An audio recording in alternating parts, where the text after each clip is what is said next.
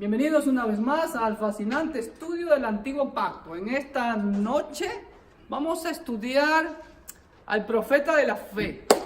Vamos a estudiar a un profeta que podemos decirlo, nos podríamos identificar con él, porque es el profeta que tenía muchas dudas. El profeta del por qué yo le llamaba.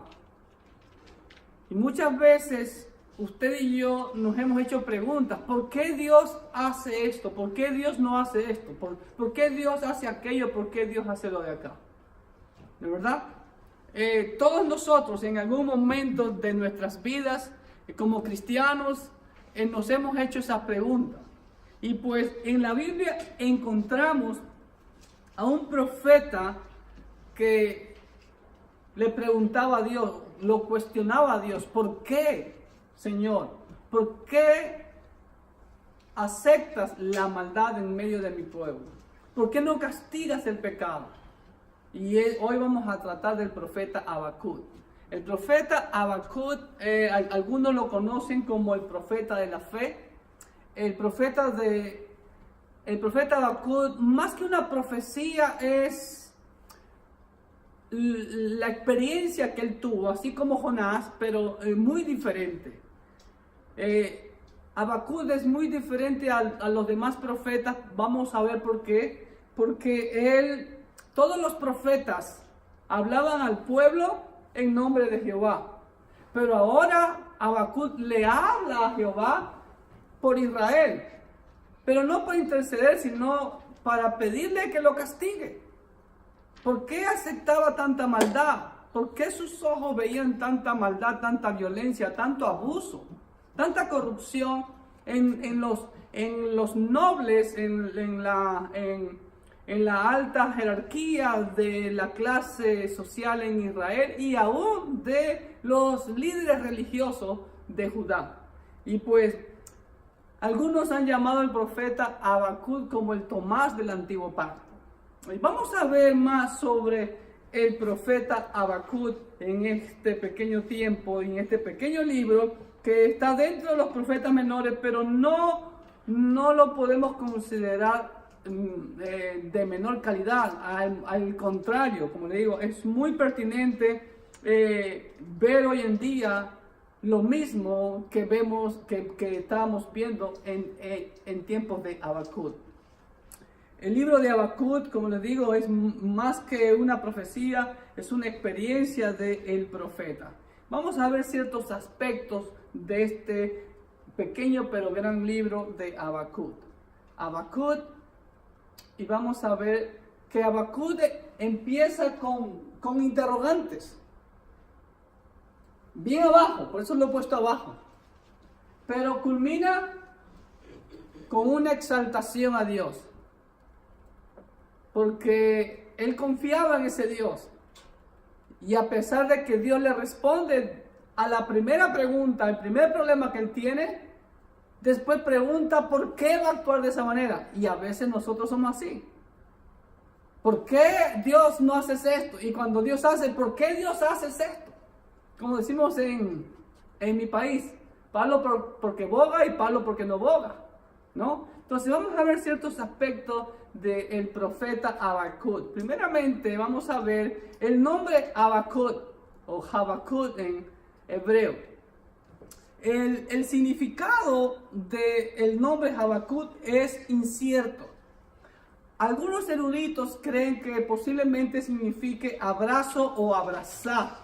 Un abrazo ardiente, porque la palabra abrazo ardiente en el hebreo es Habad, significa abrazo.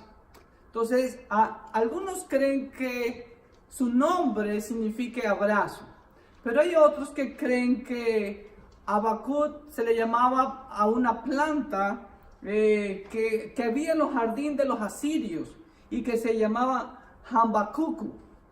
Entonces, pero yo creo, me inclino al hebreo, que su nombre significa abrazo. ¿Por qué? Porque tal vez su nombre va en relación a que Habacuc abrazó un gran amor a Dios y a su pueblo. Ahora, como amaba a Dios y amaba a su pueblo, quería lo mejor para su pueblo. Y lo mejor para el pueblo era que el pueblo anduviera en santidad.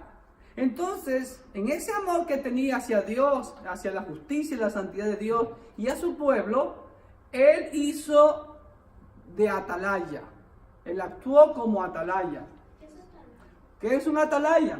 Un atalaya era un vigía, un guardia que estaba en una torre de vigilancia, ¿no? O se colocaba esas torres en los muros de la ciudad.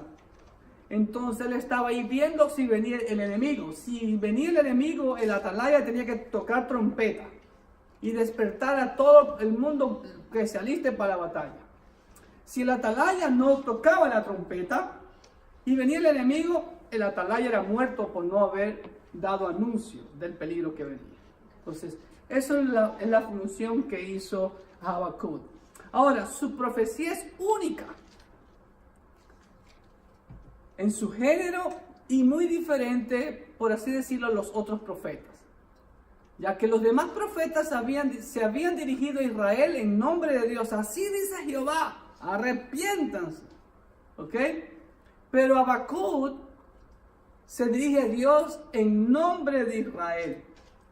Él habla a Dios por Israel, pero no como un sacerdote, no es la función sacerdotal, sino una queja, una duda, preguntas que él tenía, inquietudes, porque él conocía la ley de Dios. Y de acuerdo a la ley de Dios, él decía, no, que él no dará por inocente al culpable, que él iba a castigar aún a los hijos de Israel como lo castigaron a los quejumbrosos, a los rebeldes cuando salieron de Egipto. Pero acá Dios estaba permitiendo tanta maldad. Es como, por ejemplo, hoy en día, la gente se hace la misma pregunta. ¿Dónde está Dios? ¿Por qué Dios permite esto? ¿Por qué Dios permite que niños mueran? ¿Por qué Dios permite que haya un terremoto y tantos muertos? ¿Sí o no? Entonces, Habacuc se hacía esa pregunta, sobre todo viendo el pecado, la corrupción de su propio pueblo. Ahora, prácticamente se desconoce los aspectos personales de la vida de Habacuc. No se nos dice su procedencia, de qué parte de Judá era. De hecho, era de Judá. Lo único que sí puedo decirles es que él era de Judá. ¿Por qué lo digo categóricamente? ¿Saben por qué? Porque ya el reino del norte ya no existía en tiempo de Habacuc. ¿Estamos? Ahora, no sabemos su procedencia ni de quién era hijo. Asumimos entonces que era de clase pobre, humilde, exactamente. ¿Ok? Aunque el libro apócrifo de Bel y el dragón, no sé si ustedes han escuchado sobre ese libro apócrifo, dice que Habacuc le llevó comida a Daniel cuando Daniel estaba en el foso de los leones. ¿No? Y suena bastante fantasioso eso, porque si vemos, según los eruditos, ya vamos a ver la fecha de composición o del tiempo que habla Habacuc, hasta que Daniel estuvo en el foso de los leones, era cuando Daniel ya era ancianito, ¿no? Y no creemos que Habacuc todavía viviera hasta esa fecha, ¿no? Entonces dicen, en otro libro también, que se titula Vida de los Profetas, dice que Habacuc era de la tribu de Simeón y que huyó cuando Nabucodonosor comenzaba a invadir Jerusalén, pero volvió después de la caída de Jerusalén, y que murió 2 años antes del retorno del cautiverio. Son especulaciones de estos libros, pero no hay nada que fundamente tales afirmaciones. Lo cierto es que no sabemos, prácticamente desconocemos sobre los aspectos personales de Habacuc. La fecha de la profecía de Habacuc la pudiéramos fechar por el reinado de Joacim. ¿De dónde era rey Joacim? De Judá. Ya que Asiria había desaparecido en el año 612 a.C. Recuerde, ¿cuál fue el imperio que conquistó Asiria? Asiria sirvió como báculo, como dice Isaías, ¿no? Como vara de castigo y báculo contra el reino del norte. Pero asimismo, Asiria fue castigada por el Señor. Y en el 612 a.C., ellos fueron conquistados por los caldeos. Y aún Judá no había sido invadida. La primera invasión que los caldeos hicieron a Judá o a Jerusalén fue en el año 605 a.C. Entonces, los eruditos fechan el libro de Habacuc entre el 612 y el 605 a.C. No sabemos qué edad tendría Habacuc entre esa fecha, así que de ahí hasta el profeta Daniel, imagínense, si en el 586 fue que los caldeos destruyeron Jerusalén y se llevaron todo el oro, destruyeron todo el templo, destruyeron toda la ciudad, y después de ahí comienzan los 70 años. Así que no creo que es correcto afirmar que Habacuc había ayudado al profeta Daniel en el foso de los leones. Eso suena más como fábula, ¿ok? Ahora bien, si Habacuc apareció por esas fechas, entonces vemos que él aparece, como ustedes ven ahí en la pantalla, entre el año 627 y el 586 a.C. Y como ustedes pueden ver ahí, Habacuc entonces era contemporáneo de otros profetas. Posiblemente, seguro era de Nahum, Sofonías, y muy posiblemente también de Jeremías. ¿Ok? Porque Jeremías fue el que profetizó la destrucción de Jerusalén. ¿Estamos? Entonces, ahí tenemos las fechas de aparición del profeta Habacuc. Contemporáneo, ¿no? Recuerden que ya el reino del norte había sido llevado cautivo a Siria, ya había prácticamente también desaparecido el imperio sirio. Y entonces, Habacuc era contemporáneo del profeta Nahum, de Sofonías y Jeremías. Ustedes pueden ver en la pantalla. Otro aspecto de Habacuc: los pecados sociales y morales que el profeta denuncia son los mismos que existían en tiempos de Joacim. Entonces, por eso los eruditos fechan a Habacuc durante el periodo de Joacim. ¿Quién fue Joacim? Joacim fue rey de Judá, después de Joacás y después de Josías. Recuerden que el rey Josías fue el último de los reyes en los cuales hubo un avivamiento en Judá. Durante la vida de Josías, Josías limpió a Jerusalén de toda idolatría. Pero a la muerte de Josías, también murió su reforma de avivamiento. ¿Y qué hizo el pueblo? ¿Qué creen que hizo el pueblo después de la muerte de Josías? Volvió a los pecados de antes. Triste, ¿no? Vemos lo que pasó en Nínive también. No duró mucho el avivamiento. Y aquí vemos un principio también con el rey Josías, como habíamos visto en el libro de Samuel también, ¿no? Los avivamientos Dios los produce a través de un líder espiritual consagrado a Dios. Como lo fue Samuel, como lo fue Josías, ¿ok? Otro punto importante. Lo que sabemos de Habacuc, de acuerdo a su libro, era que era un hombre de temple o de temperamento tierno y de carácter espiritual. Era de carácter espiritual. Según podemos deducir, Habacuc conocía mucho de la palabra de Dios. Y las preguntas y las dudas de Habacuc resultan de su celo por la santidad y la justicia ¿de quién? ¿De quién? De Dios, correcto. O sea, ¿cómo es posible si tú en tu palabra, Señor, castigaste al pueblo cuando salió de Egipto, etcétera, etcétera, etcétera, en el tiempo de los jueces, etcétera? ¿No? Vemos que, y aquí estaba una corrupción tremenda. Y Habacuc no podía resistir eso.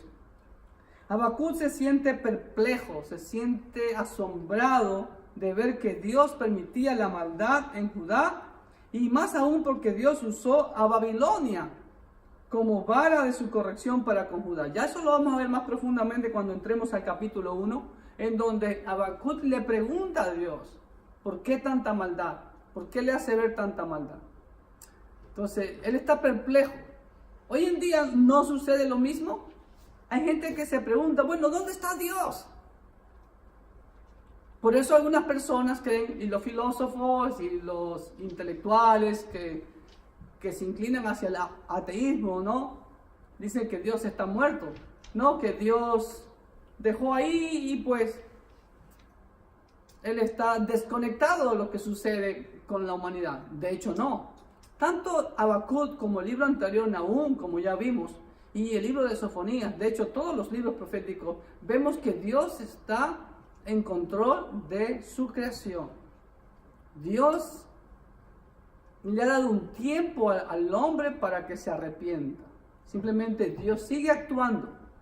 Y todo lo que está aconteciendo en el mundo actual es lo que está escrito en la palabra del Señor. Y Dios está preparando. Como aquí lo vamos a ver también en el capítulo 1, el versículo 5. Dice, mirad entre las naciones y ved y asombraos, porque haré una obra en vuestros días que aun cuando se os contare no la creeréis. Y las personas están tan tranquilas el día de hoy que Dios no existe, no está enfocado en esta humanidad, pero Dios está preparando el escenario para lo que viene. ¿Ok? Asombrado también a Habacuc de que por qué Dios usaba a Babilonia. Ya vamos a ver eso más profundamente cuando entremos al capítulo 1.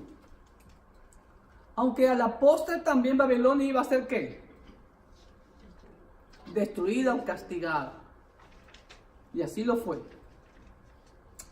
El tema del libro de Habacuc es el problema de la fe. Frente a las aparentes dificultades que obstaculizan el cumplimiento de las promesas de Dios. O sea, Habacuc se hace la pregunta, Señor, pero si tú en tu palabra dices, ¿no? Que cada uno siembra lo que cosecha y que Él castiga, ¿no? Él no tendrá por inocente al culpable, Él va a castigar a Israel, ¿no? Aún a su propio pueblo. ¿Por qué no lo estaba castigando en ese momento? ¿Por qué permitía tanta violencia en la ciudad santa de Jerusalén? ¿Ok? Y como en todos los libros, aquí en Habacuc vemos doctrinas, muchas doctrinas. Entre otras doctrinas vemos, ¿qué creen que vemos primero? La justicia de Dios, correcto, la justicia. La santidad de Dios, la misericordia de Dios, la soberanía de Dios, vemos la majestad y vemos la incomprensibilidad de ¿quién? De Dios. ¿Entienden lo que significa la incomprensibilidad de Dios? ¿No? Habacuc no comprendía a Dios y esa es la doctrina de la incomprensibilidad, mija. Nuestra mente finita no puede entender la mente infinita de Dios. ¿Okay? Ese es un axioma, eso es una afirmación, es una verdad, ¿no? Hoy en día el hombre no entiende lo que Dios está haciendo. Nadie puede comprender la mente de Dios. ¿Okay?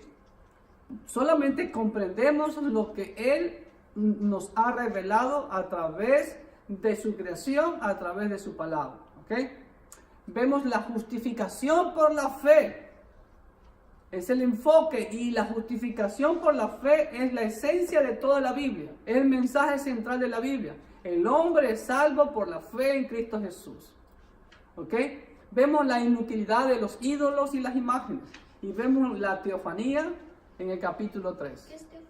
La teofanía es la aparición de Dios. Theos es Dios y fanía es como aparición. ¿Ok?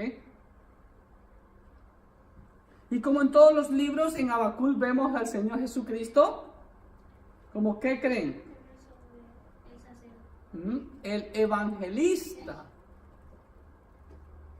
que clama a Dios que avive su obra en medio de los tiempos. Como dice capítulo 3, versículo 2. Oh Jehová, aviva tu obra en medio de los tiempos. En medio de los tiempos, hazla conocer. En la ira, acuérdate de la misericordia. ¿Ok? Y el libro de Habacuc yo lo he bosquejado solamente en dos partes. La primera es las dudas y problemas de fe de Habacuc, ¿no? En el nuevo pacto, recuerden, teníamos a Tomás, el incrédulo. Aquí Habacuc no es tanto incrédulo, sino que está perplejo, está asombrado. ¿Cómo es posible que Dios no castigue la maldad? ¿Ok? Y más asombrado se queda cuando Dios le da respuesta diciendo que lo va a castigar y con los caldeos. ¿Cómo? Peor todavía. Más aturdido se queda Habacuc, ¿ok? De cómo Dios va a obrar. Y la segunda parte, la primera parte son los dos capítulos, y la tercera parte es la solución de las dudas de Habacuc, la oración de fe y la confianza inconmovible en Dios. ¿Ok? 3 del 1 al 19, todo el capítulo 3. Ok, ahora si abra su Biblia, por favor, y vamos a leer, alguien que me lea con voz fuerte los primeros 4 versículos del capítulo 1, rapidito. La profecía que vio el profeta Habacuc. ¿Hasta cuándo, oh Jehová, clamaré y no oirás, y daré voces a ti a causa de la violencia y no salvarás? ¿Por qué me haces ver iniquidad y haces que vea molestia? Destrucción y violencia están delante de mí, y pleito y contienda se levantan. Por lo cual la ley es debilitada, y el juicio no sale según la verdad. Por cuanto el impío asedia al justo, por eso sale torcida la justicia. Algunos creen que eso es para otras naciones. Eso no tiene que ver nada con Judá. Pero ahí habla la palabra clave, ahí es la ley. Por lo cual la ley es debilitada. Está hablando de la ley de Dios, ¿no? Entonces, ¿qué vemos aquí? Habacuc tiene dudas, tiene problemas de que por qué Dios no castiga el pecado, la violencia, la explotación que los nobles de Judá hacían contra los pobres. Los explotaban, los violentaban, y aún los corruptos líderes religiosos robaban y oprimían descaradamente a los humildes y pobres del pueblo. Eso es lo que vemos en estos primeros 4 versículos. ¿Por qué me haces ver iniquidad? ¿Por qué no castigas? ¿Por qué hay violencia? Hoy en día podemos hacer la misma pregunta. Y de hecho, como vemos en Apocalipsis, el 5º sello, en Apocalipsis capítulo 6, versículos 9, vemos que las almas de los santos debajo del altar también claman al Señor: ¿hasta cuándo no vengas nuestra sangre? De tanta maldad que hay en la tierra. Entonces, en el capítulo 1, primeramente vemos las dudas y el problema de Habacuc. ¿Por qué el pecado no es juzgado? ¿Ok? Los nobles avaros de Judá, aliados con los corrompidos dirigentes religiosos, robaban y oprimían ¿a quiénes? Y descaradamente a los humildes y pobres del pueblo.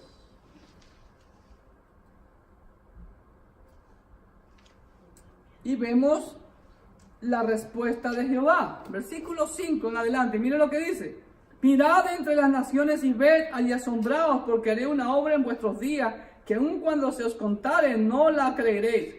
Porque aquí yo levanto a los caldeos, nación cruel y presurosa, que camina por la anchura de la tierra para poseer las moradas ajenas. Formidable es y terrible.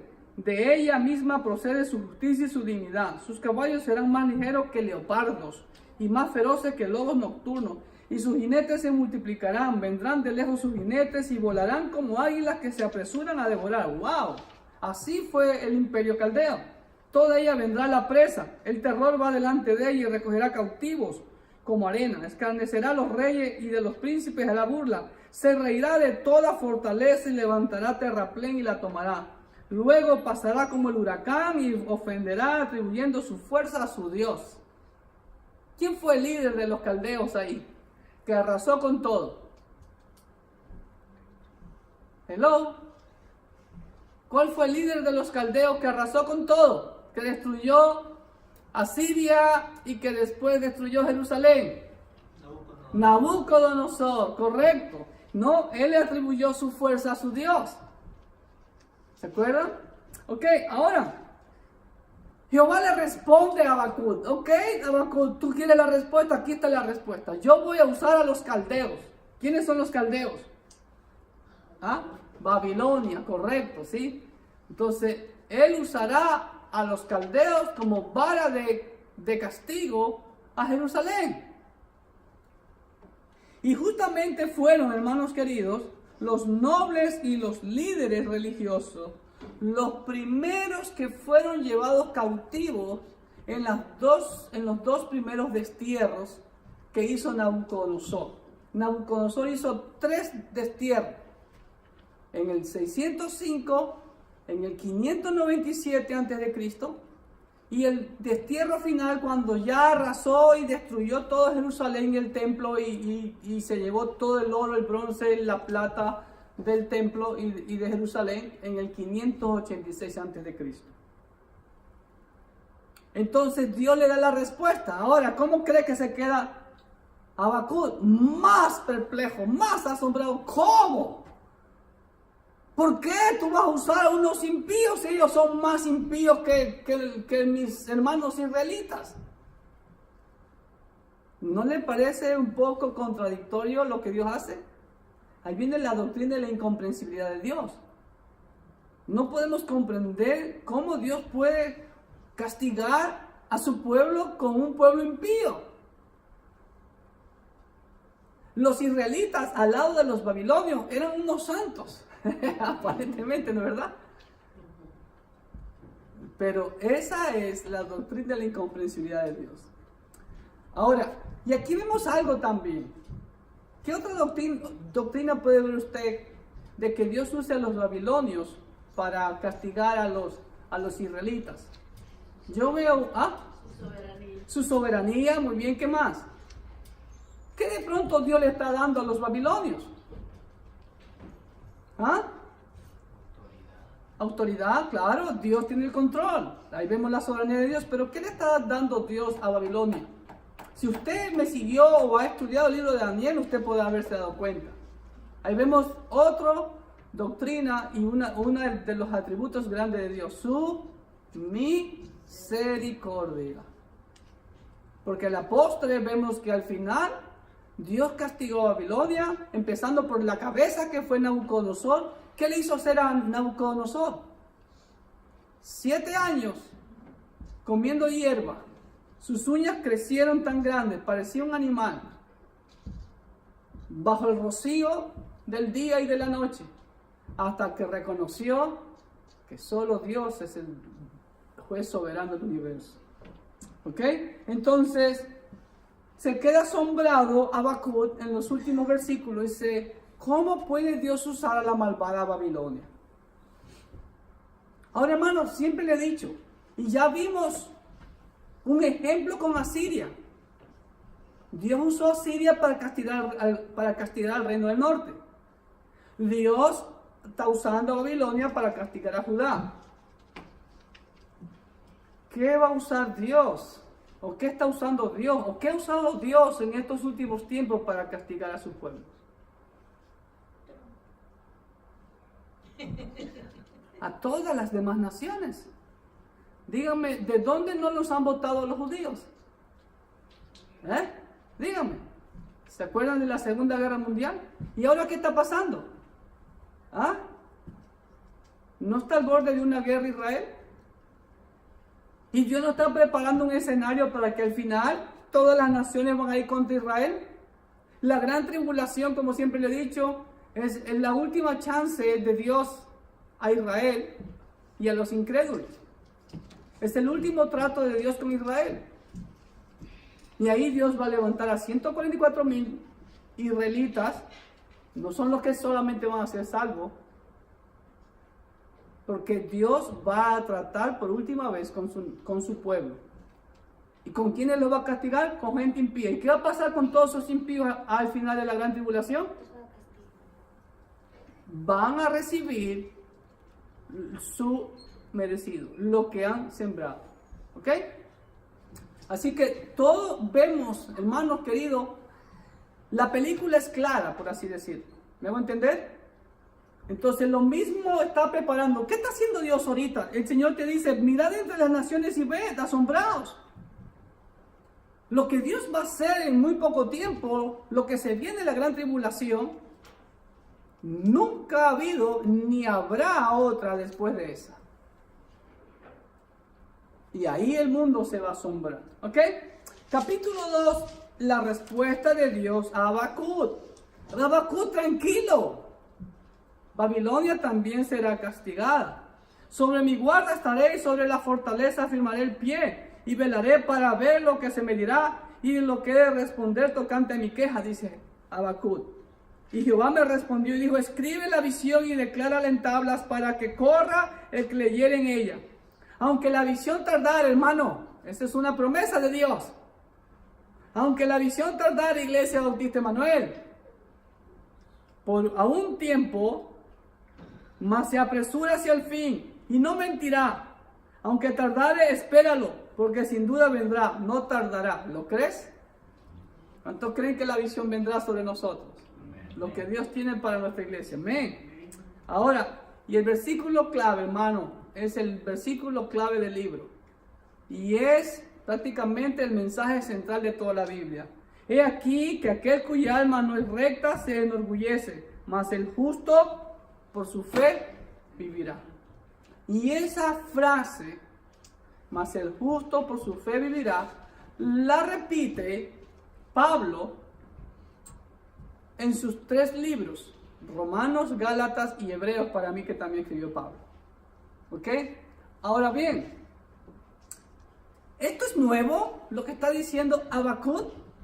De que la justicia es por la fe. ¿En dónde vemos ya eso?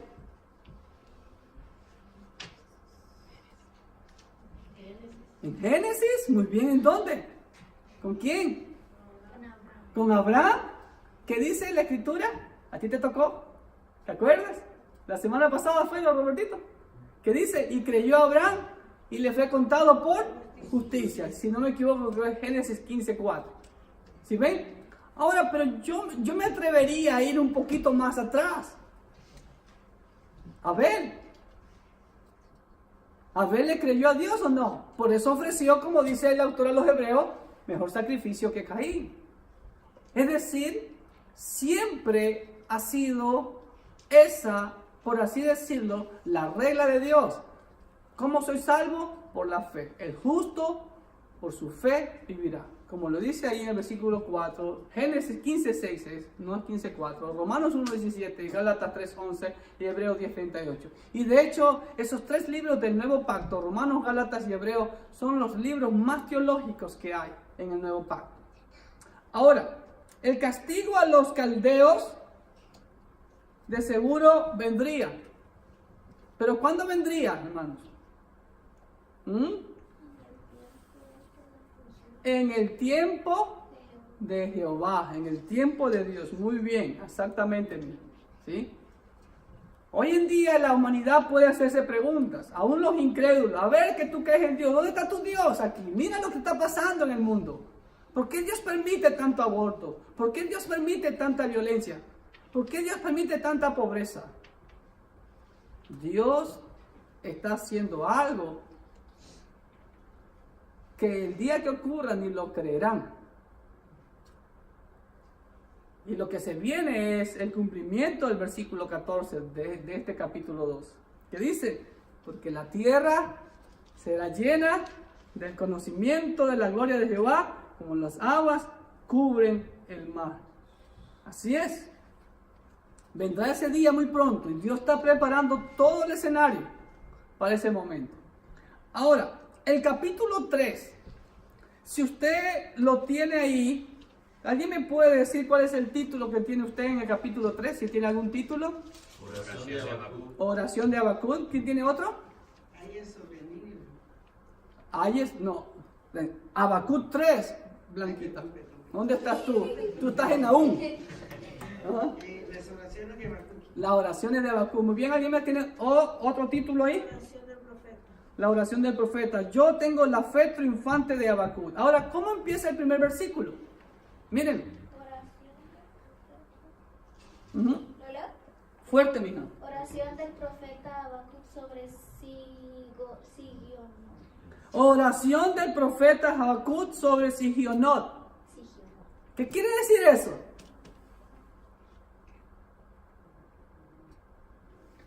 Si usted lee todo el capítulo 3, es un cántico de alabanza. Es un salmo.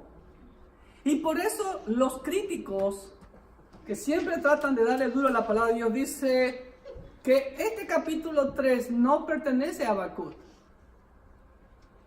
Porque primeramente esto es un salmo. Y usa que es Sigionot. Cuando vimos salmos, ¿se acuerdan lo que era Sigionot? Instrumentos de cuerdas. O sea, este es un salmo cantado con instrumentos de cuerdas. Como el día domingo nosotros no, a punta de cuerda nomás cantamos el día domingo. ¿Se acuerdan? ¿No? Entonces, el domingo fue un culto sobre Sigionot. ¿No? Solo tocaron guitarra. No había baterista y bueno. Ahora, los críticos dicen que este capítulo 3 no es de Habacuc. Porque es un salmo, no tiene nada que ver con lo anterior. Y además usa notas musicales. Y además, en una de las primeras cuevas que se descubrieron en Qumran, hace como 60 años atrás, se encontró un comentario del libro de Habacuc, pero solamente de los 2 capítulos. Entonces, si ven, no existe el capítulo 3.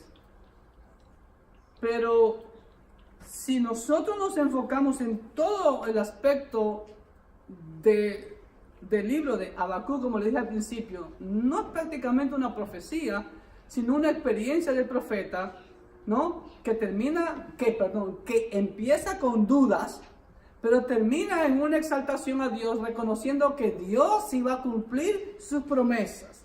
¿Sí ven? ¿Estamos? Vamos a la hojita. Los críticos dudan de este capítulo, porque es un salmo, usa términos musicales, y que en la primera cueva de Qumran se encontró un comentario de Habacuc con solamente los 2 capítulos. Las cuevas del Qumran, qué pena que no le tomé foto, no les puse una foto ahí, están al pie del Mar Muerto, del lado oeste u occidental del Mar Muerto. Un poco al norte de En-Gedi, donde David se había refugiado, y bastante al sur de Jericó. Entonces ahí se descubrieron esas cuevas, y ahí se descubrieron muchos manuscritos, bueno, casi todos. Creo que había un libro que faltaba, no me acuerdo cuál ahorita, y se encontró también comentarios del libro de Habacuc, pero solamente los 2 capítulos. Algunos eruditos conservadores dicen, bueno, el hecho de que solo hayan comentado los 2 capítulos, puede ser que no hubo tiempo al comentario del 3er capítulo, porque recuerden que esa comunidad de esenios que había ahí en Qumran fueron perseguidos y creo que fueron masacrados. O simplemente pues, es un salmo de exclamación, como lo podemos ver. Oh Jehová, he oído tu palabra y temí. Oh Jehová, aviva tu obra en medio de los tiempos. En medio de los tiempos hazla conocer. En la ira acuérdate de la misericordia. Dios vendrá de Temán y el santo desde el monte de Parán. Selah. Y aparece todavía la palabra Selah, que aparece en los salmos. ¿Sí ven? Entonces algunos piensan que era un salmo, pero bueno. De hecho, hermanos queridos, los escritos proféticos son altamente poéticos.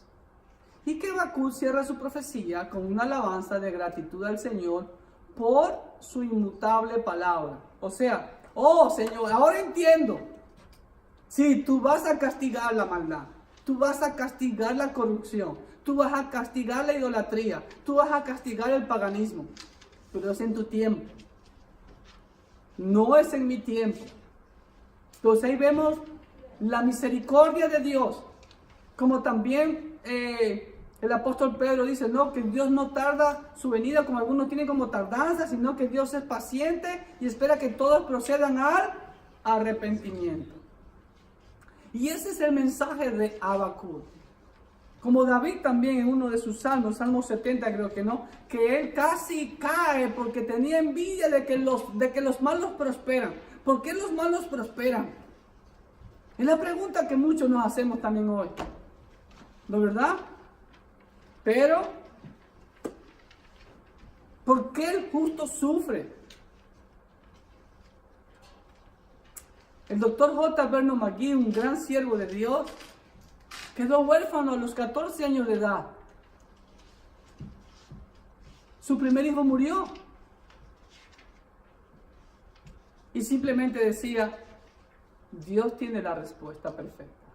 No sé, pero me someto a la soberanía de Dios. Así es. ¿Me entienden? Si estamos pasando por problemas, situaciones, Señor, ¿por qué está pasando esto en mi vida? Pues aferrémonos a la promesa que nos da los últimos versículos de este bello libro de Habacuc. Versículo 17. Aunque la higuera no florezca, ni en las vides haya frutos, aunque falte el producto del olivo, y los labrados no den mantenimiento, y las ovejas sean quitadas de la majada, y no haya vaca en los corrales, escúchame bien, con todo, yo me alegraré en Jehová, y me gozaré en el Dios de mi salvación. Jehová el Señor es mi fortaleza, el cual hace mis pies como de ciervas, y mis alturas me hace andar. ¿Y cómo termina? Miren lo que dice. Al jefe de los cantores sobre mis instrumentos de cuerda. Eso es sí o no. ¿Sí ven? No sé si en su Biblia sale esa última frase también. ¿Ok? Entonces, el mensaje de Habacuc es muy propio para nuestro tiempo. No sé cuál es la situación que usted esté pasando. Es verdad que nos molesta a veces ver cómo el impío prospera. ¿Por qué Dios permite que ese tirano esté ahí en Venezuela? Tanto tiempo. ¿Por qué Dios permite que la isla de Cuba tantos años con ese gobierno tirano? Y así podemos hacernos tantas preguntas. ¿Por qué estoy pasando esto? ¿Por qué mi hijo o mi esposa o mis padres están sufriendo esto, lo otro? ¿Por qué? Porque todo lo que Dios hace es perfecto. Romanos 8:28 dice, todas las cosas nos ayudan a bien. Esto es lo que conforme a su propósito hemos sido llamados. Lo cierto es, hermano, que nosotros debemos de descansar en sus promesas, como dice Habacuc. Aunque tardare, aunque no haya fruto, aunque no haya tortillitas con cuajada, con frijolitos, ¿no? ¿Ah? Aunque no haya café como que quiere mi hermano Noel, pero Aunque no haya café con pan, pero... aunque no haya café con pan, pero usted manténgase confiado en el Señor y alegres y gócese en el Dios de nuestra salvación. Que Dios le bendiga ricamente. Nos vemos en el próximo estudio.